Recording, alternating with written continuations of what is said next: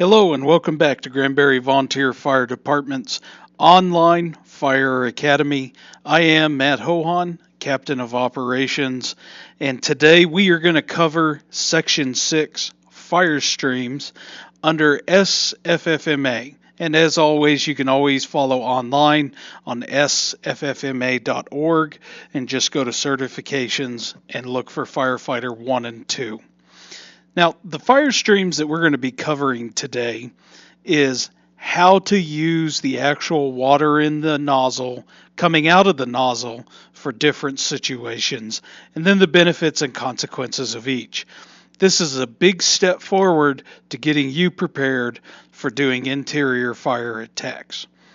Now, as usual, if you have any questions, make sure you write them down, let one of the instructors know, and always ask for help inside your home departments.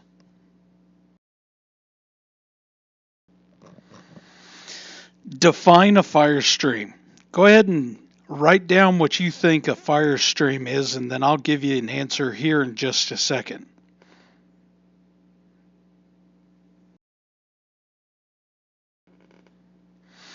If you overthought this, shame on you. A fire stream is just the volume of water physically leaving the hose and the nozzle. That's all a fire stream is. Now, it may be a handheld fire stream, it may be a fire stream from a deck gun or a blitz fire, or even a cellar nozzle, but it's still a fire stream.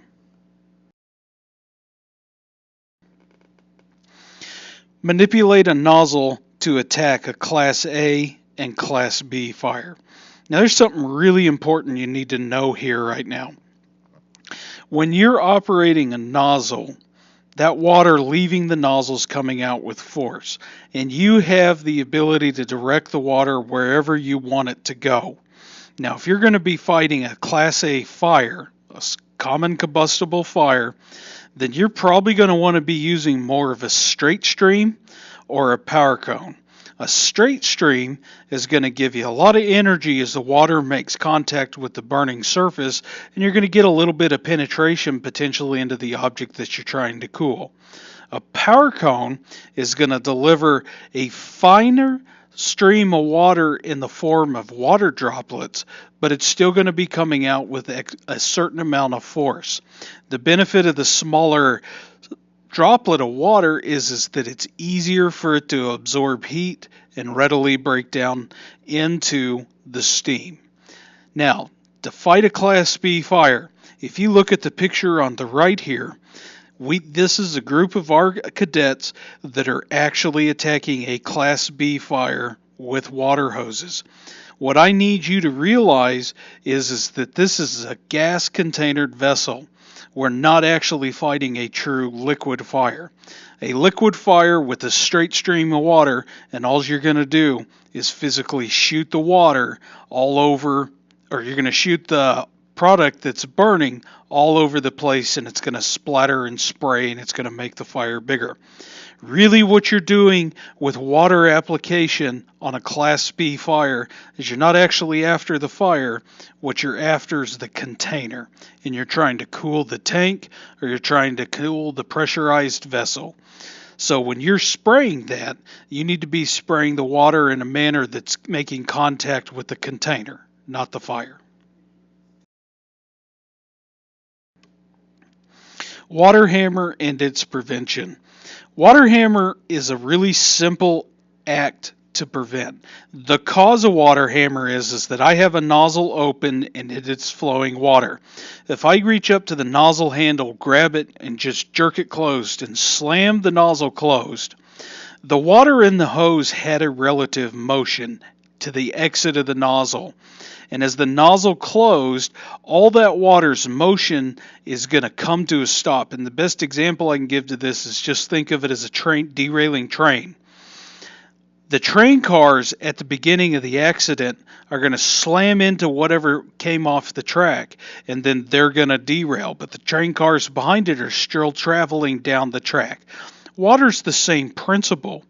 Water will cause a huge hammer inside the actual hose, stressing the couplings, the hose, the valves, and even the pump. Water's unique in the fact that it is incompressible. So as water hits something, it just creates a huge impact. This is very, very hard on our equipment. Now, to reduce water hammer and the effects of water hammer, what you can do is open and close the valve slowly. Just bump it open and bump it closed, and that'll prevent creating water hammer. Open and close a nozzle and how to adjust its stream pattern and flow setting when applicable. Now, the nozzle that we're talking about here and the nozzle that we're going to have in our hands is called an automatic nozzle. And an automatic nozzle allows us to automatically select the particular type of water pattern that we're wanting. A real simple rule of thumb is you're going to spin the nozzle to the right, and that's going to give you a straight stream. Spin the nozzle to the left, and that's going to be for a big fog pattern. Anywhere in between there is different angles on the power cone. Another easy way to remember this is right to fight, left for life. The left for life means is in a full fog pattern, you're getting maximum protection from the elements in front of you. And we'll definitely be discussing how to use a fog pattern for firefighter protection in the skills class. Following methods of water application: direct, indirect, or combination. Direct water application means that you've opened the nozzle up, water is flowing, and the water stream leaving the nozzle is literally hitting the fire, right where it's burning, right at the seat of the fire. That is direct application. Indirect application is when you take the nozzle and you actually aim it above the fire and you open it up and you spray water above the fire. Now, the reason you'd want to do one or the other has a lot of variations onto what you're actually trying to accomplish in the room. If I take the water and put it directly on the fire, I'm going to immediately create a steam cloud and it's going to envelop the room. Maybe I don't want to create a steam cloud, and maybe I want to keep my visibility up. I want to make sure that the thermal layer stays balanced because I'm actually trying to move through this room, or I'm searching for victims, and I want to make the search for victims a lot easier. But if I use an indirect method and I take it and spray it up at the ceiling in a short burst, this is called penciling. If I use a short burst of water up at the ceiling just to cool the fire gases and the hot smoke at the ceiling, I may not necessarily disrupt the thermal balance, but if I have at least injected water into the atmosphere and I have cooled it down. Now, a combination is the use of the both of them, where I'm directly spraying water on the fire and I'm directly spraying water at the ceiling to cool the atmosphere. Select the proper nozzle and hose size for each. This is 100% situational awareness. Not all fire hose is adequate for all fire situations, and not all nozzles are appropriate for each situation. This really leads to more of an important subject as far as relation to the size of the fire versus the amount of water that you're going to be delivering. And what I highly recommend you consider is this simple saying: big fire, big water. And what I'm saying is if you show up on scene and you have a massive fire, an entire house is on fire, is a simple hose giving you 175 gallons a minute of water, is that going to be enough to extinguish that fire? The answer is no. You don't even need to know that much about firefighting to realize that if you're basically using the effective power of a super soaker to try and extinguish a house fire, it's not going to work. You're going to need either a lot of little lines or you're going to need one or two big lines. Always remember, big fire, big water. Now, as far as hose size goes, your hand lines typically run a nozzle for Granbury that's 175 gallons per minute up to 250 gallons per minute. But we have other nozzles that we can use. We have piercing nozzles, we have blitz fires, and we also have deck guns. Just remember, the bigger the actual nozzle is, the bigger the water source is needed to supply it. And if you're running off of tank water and not on a hydrant, using a really big line means you're going to run out of water really quick, which isn't necessarily a bad thing, but you better be putting the water in the right spot to get maximum extinguishment. Characteristics of all types of fire streams. Well, we know that all fire streams are made of water. So realistically, what we're trying to ask is, what are we trying to get our water to do? Now, in this picture, you see remnants of a very large fire, and the fire department's actually using very large appliances to use high pressure to reach a long distance, to squirt a large volume of water and deliver it on multi-floors.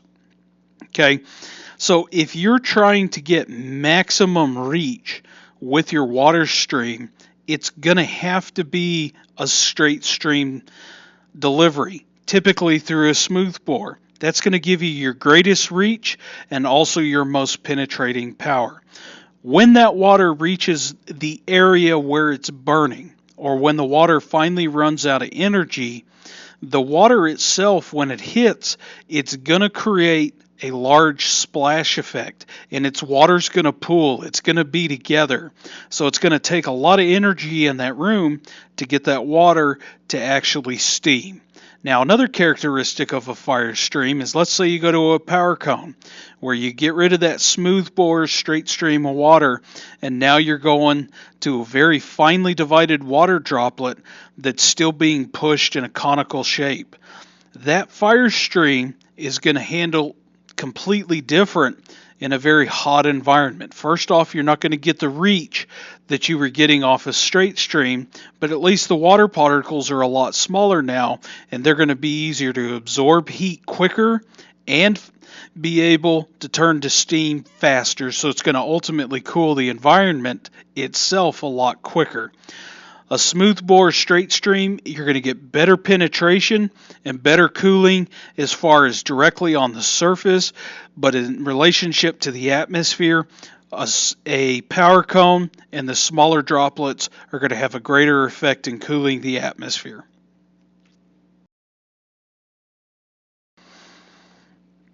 Precautions to be followed while advancing hose lines to a fire.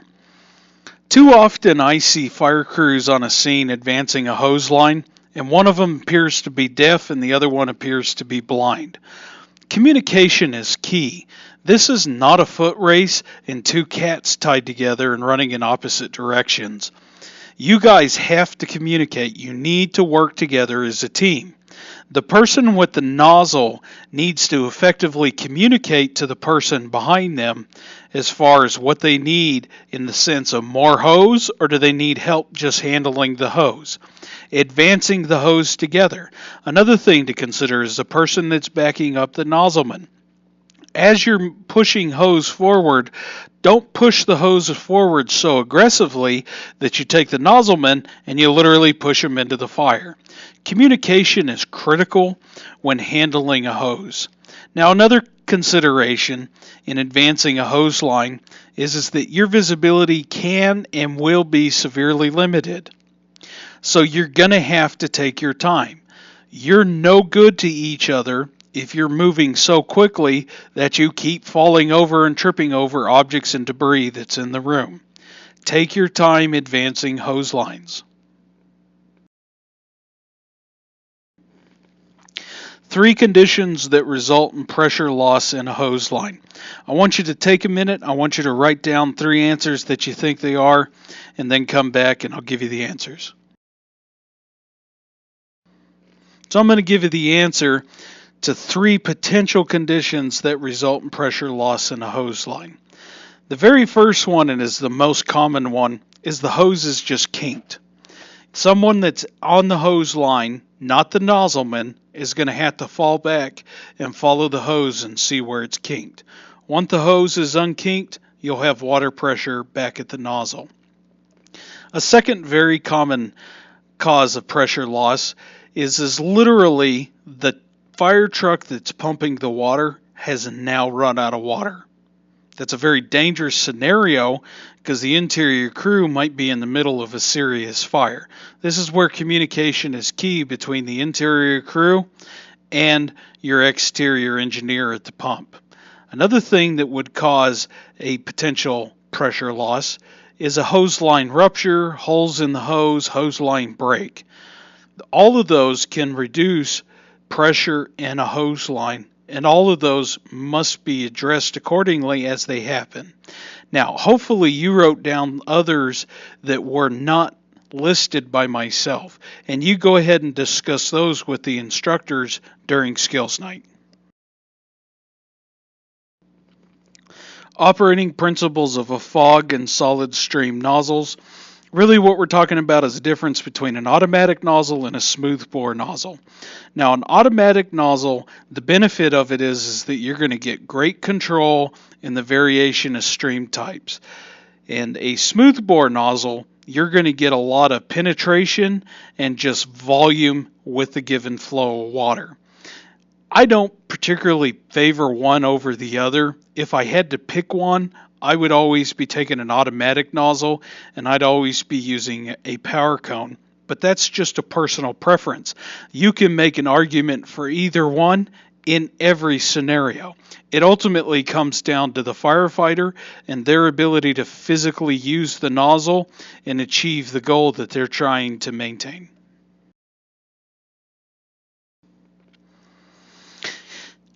Okay, we're going to start this slide off and then I'm going to ask you two questions.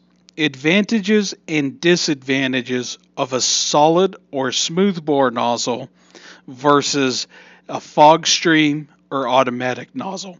What do you guys, give me one advantage of a smooth bore and one disadvantage of a smooth bore, and give me one advantage of a automatic and give me one disadvantage of an automatic nozzle. Okay, now that you've written down your advantages and disadvantages, I'm going to go over this. The biggest advantage of a smooth bore nozzle is volume and penetration. It's going to give you a lot of reach with a lot of volume and a lot of force behind it to achieve the penetration. Your real disadvantage of a smooth bore nozzle is at the end of the day, a smooth bore nozzle is not going to be great for in the event that you want to use a full fog pattern for protection. On a smooth bore nozzle, you are really going to have to be swinging that nozzle around and spraying it up at the roof to get the deflection off of the roof for the water particles to break up to get the protection you're looking for. Now, on an automatic nozzle, the biggest advantage there is just the absolute control of the stream. You have the ability to go to a straight stream, you have the ability to go to a power cone, and if you significantly need to cool off the room or use that fog pattern for other advantages, it's all right there for you. A big disadvantage of an automatic nozzle is at the end of the day, you're not going to get the full reach and you're not going to get the full penetration that you would get with a smooth bore. If you have any different answers, go ahead and talk about that with your local department members and your officers and bring them back here to the academy and we'll talk about it on skills night.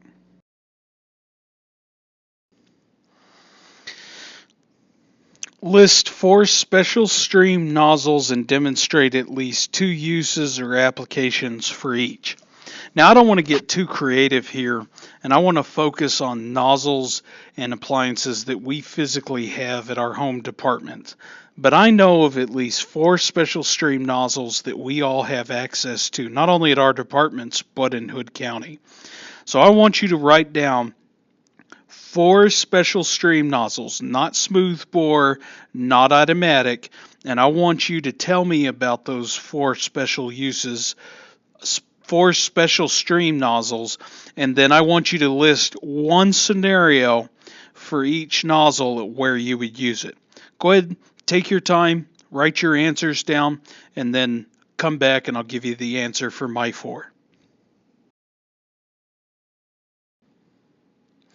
3 observable results that are obtained when proper application of FirStream is accomplished. Go ahead and write down 3 reasons that you know when a fire is starting to become extinguished. How do you recognize it? Write those down and I'll come back and answer them.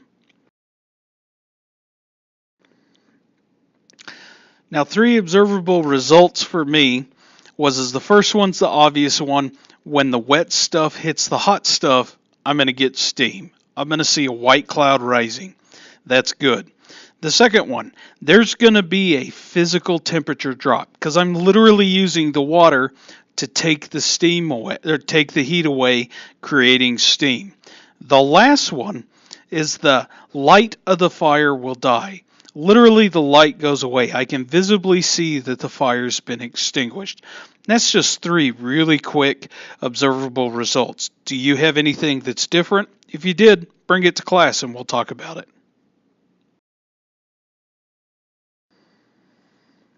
For the skills portion of this class, we will demonstrate 3 types of fire streams. We will demonstrate solid, we will demonstrate fog, and we will demonstrate a broken stream or how to generate a broken stream. Like I said, that's a skills night and it's a lot of work that night. You guys will really enjoy it. You'll learn a lot. On the skills night, we will demonstrate the use of several nozzles. Some of these we won't use. We will talk about how to use a solid stream. We will talk about in depth at how to use fog. We won't really demonstrate the use of a cellar nozzle. An applicator nozzle is something that's used for foam, and realistically, all of our nozzles in Granbury are already compatible with foam, and we don't have any special applicator nozzles. The last one, the master stream device, I guarantee you'll spend plenty of time with our Blitz Fire, and you guys will get to know that piece of equipment very well.